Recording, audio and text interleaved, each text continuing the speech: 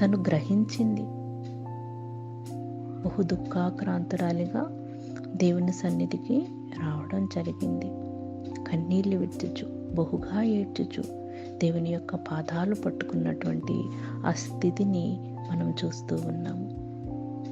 మరి మన జీవితంలో సంభవించేటటువంటి శ్రమను బట్టి, బాధలను బట్టి, కష్టాలను బట్టి మనము ఏ రీతిలో మనం దేవుని సన్నిధికి వెళుతూ ఉన్నాము? శ్రమలో కృంగిపోతూ ఉన్నామా? ఒంటరితనానికి లోనవుతూ ఉన్నామా? మాకెవరూ లేరు, మాకెవరూ ఏమీ చెయ్యరు, నేను ఒంటరిదాన్ని, ఒంటరివాడిని అని బాధపడుతూ ఉన్నారా? నిన్ను నన్ను సృష్టించినటువంటి తండ్రి, నీ కొరకు నా కొరకు తన ప్రాణాన్ని బలిగా అర్పించినటువంటి తండ్రి, నువ్వు కావాలమ్మా నాకు,